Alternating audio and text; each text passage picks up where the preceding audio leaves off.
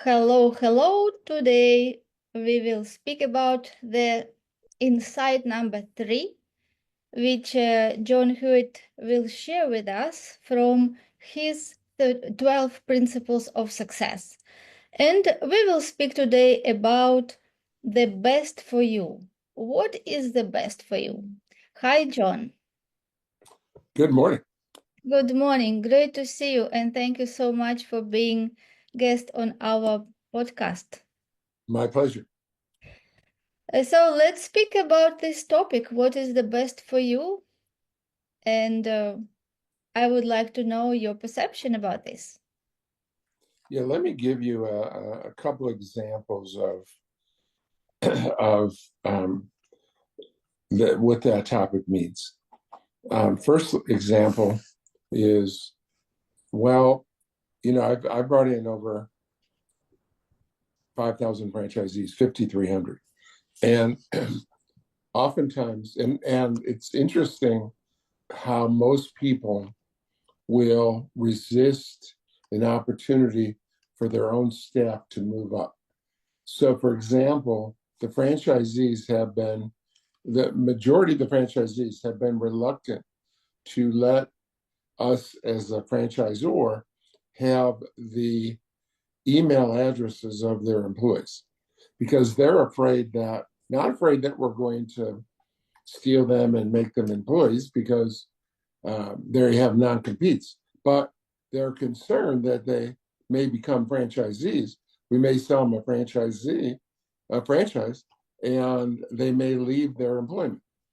So when you think about it, that they're changing people's lives, right? They have a great employee, and they're selfishly want them to stay as their employee rather than doing what's right for them and helping them be all they can be.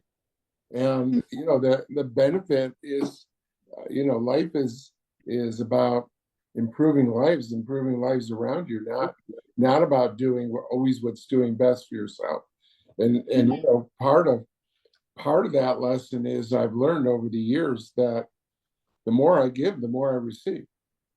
And so when you do what's right for someone and it's not right for yourself, then it's a good thing that you will be rewarded, and it's never, almost never rewarded by the person you do it for. Something else good happens to you, and God is works in surprising ways. So always have to be on a lookout to do what's to be considerate and offer those opportunities to your franchisees. In the my philosophy is that as an employer, and this goes against common common poor treatment of managers and leaders. Most managers I've found do what's best for themselves, and I found that the they have to make me happy, but I have to make them happy. And that's why the name of my company is Loyalty Brands. I have 20 people that have been with me for 20 years or more. And we're only a 5-year-old company. So it's incredibly important to consider and always be thinking of that other person. And if you see opportunities to move them, and I've done that in my career quite extensively. I've moved people from one department to another department, from one job to another job, where I see that their skills are better suited. Mm-hmm. Yeah, great. Thank you for sharing. You had such a great experience and became so successful with your companies that it is a lot to learn from you. So let's speak about what you mentioned in the beginning, that people made the opportunities and they didn't step in. What do you think is the reason that they didn't choose that opportunity and stayed where they felt more comfortable? I'm not one that can identify with that because that's not the way that I feel. But I will say this, that one of our principles is to improve. And at at Jackson Hewitt, our mission statement was set the standard, improve each day, and have some fun. And at one point, I came up with an epiphany, and I thought to myself, well, let me just in the annual review, let me ask each of my direct reports. And I had about 8 or 10 direct reports back 20 years or 25 years ago. And I said, well, how did you improve this year? And I was amazed, a little amazed, only a little amazed, that not one of them had any improvement. That not one, they said silly things like, I read 4 books, or I worked out I mean, they had little to offer. And so there's a very, people resist change. And there's 3 certainties in life: death, tax, and change. And people resist change, but they really don't resist change as much. The reason they resist change is they resist the pain of change. And if you're going to be extraordinary, I've learned you have to be uncomfortable. You can't have a comfortable greatness. If you are going to achieve exceptional performance, if you're going to exceed others' expectations, if you're going to be a trendsetter, you have to be uncomfortable. And most people don't want to be uncomfortable. Yes, I like this quote, which says that what you don't change, you choose. Yes, Exactly, precisely. yes. So what you don't change, you choose. It means that you are the cause of everything. You are the cause, and there are effects, and your situation is an effect. And if you don't change it, it means that you choose the situation to continue, right? And what Right. you said, yeah. Well, one of my favorite sayings in the whole world is, if you did what you always did, you get what you always got. And Einstein said, doing this, the definition of insanity is doing the same thing over and over again and expecting different results. Mhm. Yes, this is also one of my favorite quotes, actually two, which you just mentioned. Yeah, thank you for sharing. Yeah, so uh, if we speak about the what is the best for people, yes, so most of people automatically will think that their best is to be certain. Their best is to be safe. Their best is to be comfortable. But when we look at the success principles and what we just discussed now, it is totally opposite. Yes, like your best is to move every day, to go into uncertainty. Because if the priority is to be certain, to have stability, it means that you will never grow, because every growth will need from you to be uncertain, right? Because you never know what will be in future. And if you just doing what you know, it means that you don't grow and there will be no change. With the recent um, to do about AI, there's so much discussion about the future of computers and computerization and robots. So isn't the simple definition between a robot and a human being? The robot is can't, I mean, they do the same thing robotically over and over again, right? And human beings get to think outside the box and to improve and do things differently. And I guess they're trying to replicate that with AI.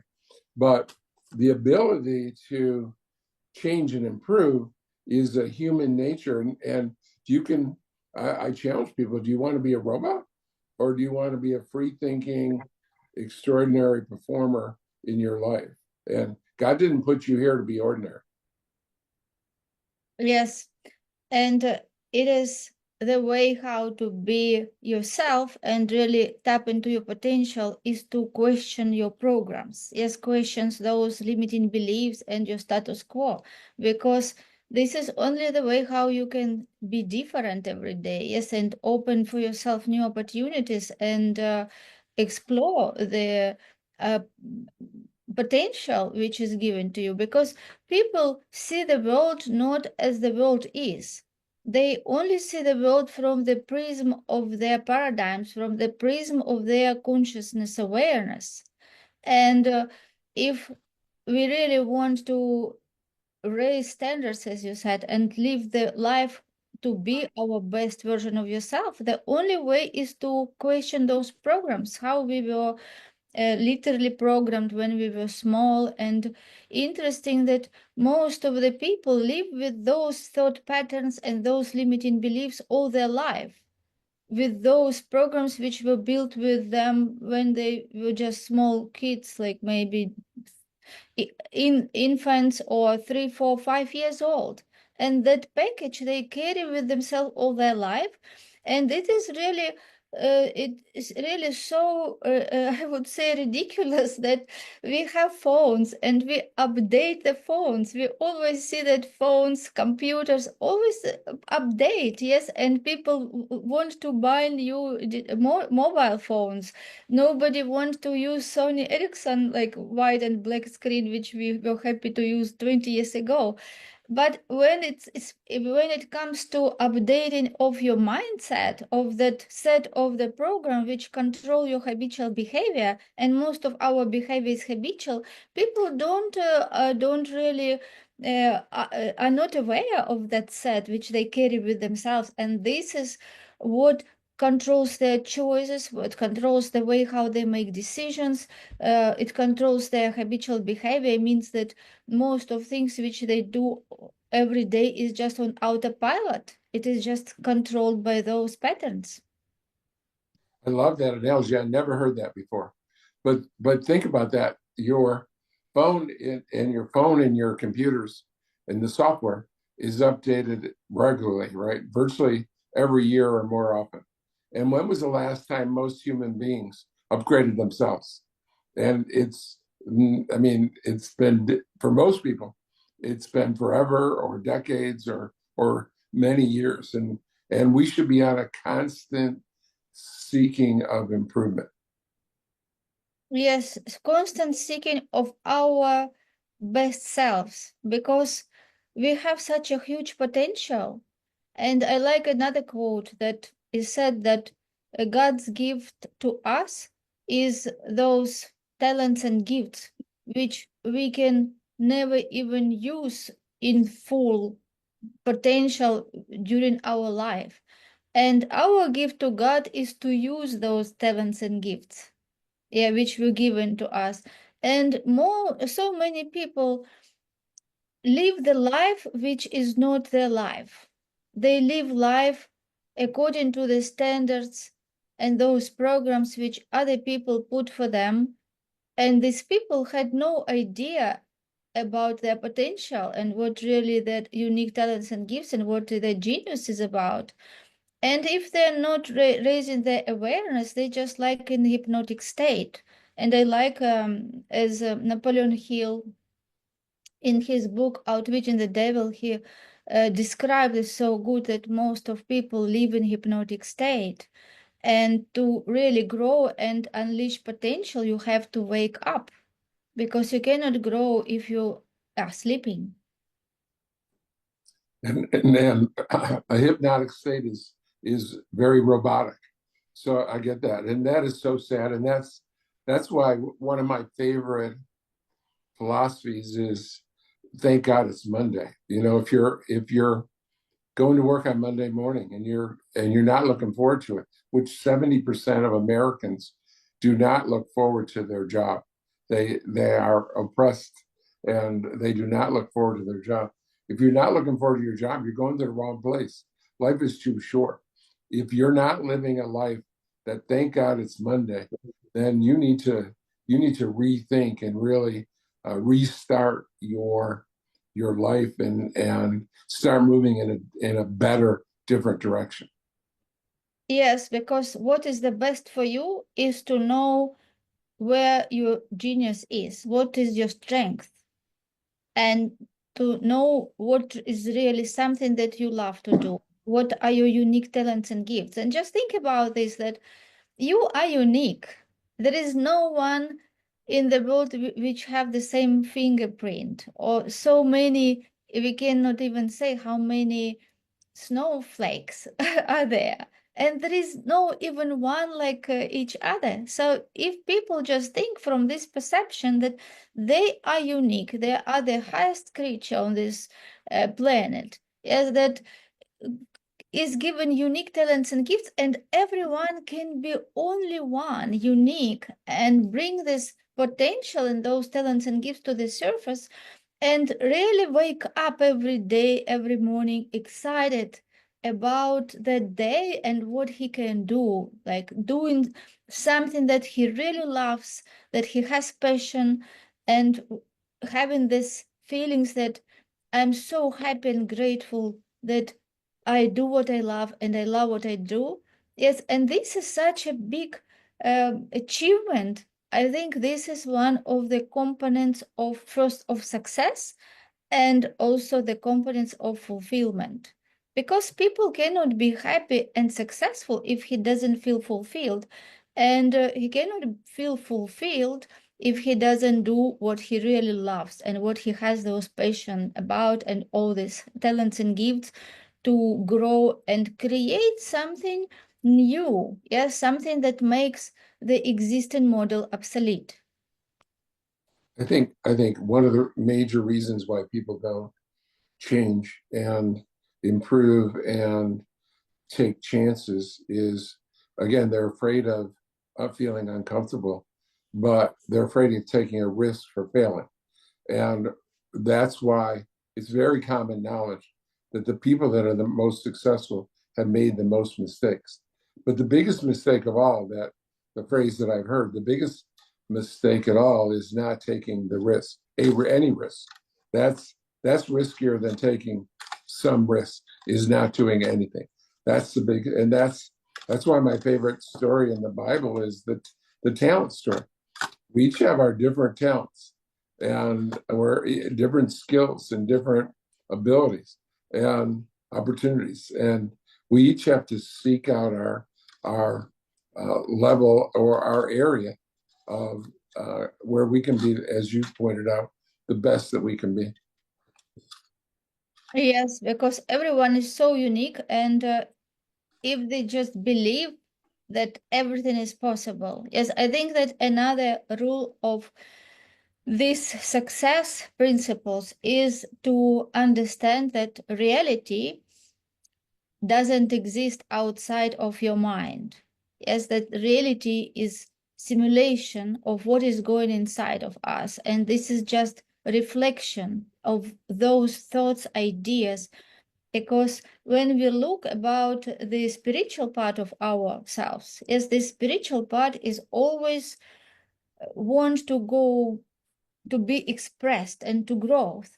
And what suppresses this is those limiting beliefs which we got from this society, because every child, when it is his or she is born, has no limitations. Yes, they just decide what they want. They see themselves in the dreams that they are pilot, and they already can imagine how they're pilot, how they fly, and they run around the house, and they're already pilots. Yes, in their imagination or anything else, they just can imagine and feel. And if they want something, they will just ask for that. Yes, I want this. Give me this. They don't understand no till parents will teach them, yes, to understand what means no. But initially we see that people are born with such a big potential, and all these viruses which we got during the time when we were growing up, these viruses, they just don't let this our perfection to go out and shine. Yeah, so, what is the best for you again in the concept of this topic is to study yourself and find out those limiting beliefs. What is your inner conversation every day? What you believe you that you cannot do, and remove not from that. You just start thinking about yourself that everything in your reality, you created. You created this reality by the way how you thought, how you felt, and of course these two, thinking and feeling, cause certain action, and then you got the reaction, right? And this is how you created your circumstances. So if you really believe that you are here for more and you can do more, you can have more, this is the first thing to start questioning your ideas, beliefs, and find the better uh, beliefs. Yes, and you can borrow those beliefs from successful people, because everything starts from within. When you start looking for yourself and become aware of those limiting thoughts which you have, and they are the same thoughts every day, and when you become aware of them, and then when you can replace them with the empowering thoughts, this is how the change starts to happen. You know, you pointed out that as a child, you think you can do anything. And then about the time you turn 7, 8, 9 years old, then everyone beats it out of you. Your your own parents, your friends, your enemies, your teachers. No, you can't be the president of the United States. You can't be Superman. You can't be Batman. You can't be a pilot. You can't. I mean, and so human beings are beaten down by society. And I seen that everyone tries to keep you in a box and part of the herd. They don't like it when you do something that's not part of the herd. They try to pull you back. They try to bring you back to normality. So yeah, you have to resist that. You have to think outside the box and not limit your thinking by other people putting you down and holding you back. And my favorite 10 two-letter words are, if it is to be, it is up to me. And everyone in your life will virtually everyone will try to slow you down and have you fit in their mold of what you should be rather than in your own unique thinking. Yes, yes, exactly. There are paradigms which controls people behavior, and these paradigms come from family. So there are family paradigms, there are society paradigms, and also there is personal paradigms, which is like mix of different. Yes, so these paradigms are very, very strong, because this is the way how they were impressed into our subconscious mind through repetition. They were repeated so many times that it became like a very firm highway, yeah, with those beton, very thick layer. And you cannot just put a seed of new idea and it will grow easy, yeah, because this road is so firm.